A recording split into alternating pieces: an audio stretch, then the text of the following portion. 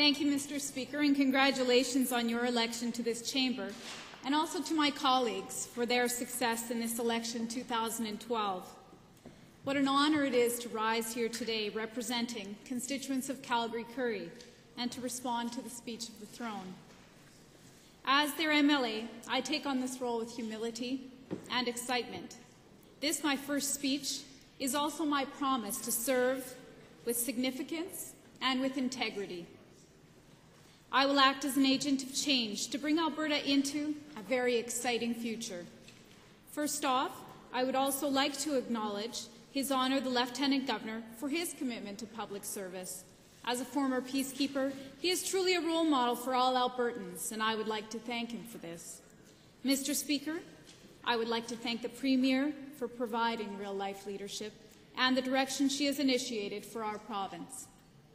I would also like to recognize three very special people in my life whom I credit my success and ability to be here with you and serve today. My mother, whose unfaltering strength has taught me that anything is achievable through hard work and through integrity.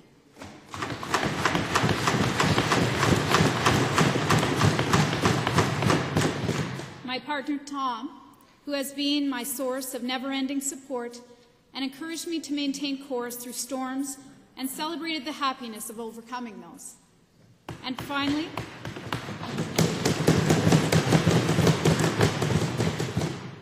my daughter, Victoria, who is an image of patience, dignity, and love. I learn from her wisdom each day. Mr. Speaker, this government has a responsible plan in place to build upon the great legacy of our province, and this design speaks to the needs and desires of Albertans. The policies of this government have resonated with me, especially as they relate to assisting our most vulnerable citizens. Serving families and communities has always been central to my work in public service and is something I find great joy in.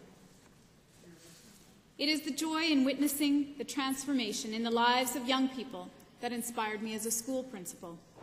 Being an educator provided me with many satisfying experiences which have made distinct impressions on my life. No experience was more rewarding than developing trusting and caring relationships with vulnerable, disadvantaged students and helping them with their day-to-day challenges. While working with these students, I realized that there is a unique potential within all of us and that everyone deserves opportunity to grow into productive citizens. Troubled students, however, need our support. They need our promise that we will help them reach their goals and overcome their challenges. Through our children's stories, I have learned the value of a promise kept. The speech from the throne reminded me of my duty to uphold the examples of our government's kept promises. Mr. Speaker, this government, in carrying out these promises, is fulfilling a valuable and noble cause. Our government will continue to build a tradition of serving Albertans by doing the right things. By maintaining steady and predictable funding to our education system over the next 3 years, we will be able to employ the necessary resources to assist each of our children. I am proud of this measure, which will give the ability to school districts to make decisions at the local level and serve the needs of our constituents. In doing so, we will recognize the potential of our youth, helping to ensure that they have bright and productive futures. Mr. Speaker, this 3-year funding decision is the right thing to do for education, and I could not be more honoured to be a part of this membership which values the future of our province and honours its promise to children. Mr. Speaker, I want to highlight that His Honour's speech from the throne addressed the importance of environmental stewardship. Alberta is the home to some of the most scenic places in the world. From the pristine lakes and rivers to the towering Rocky Mountains, our diverse landscape is one to envy. People from around the world come to Alberta to truly live the experience of adventure and majestic beauty that we have the opportunity to be a part of as a way of our lives. We were also blessed with a wealth of natural resources.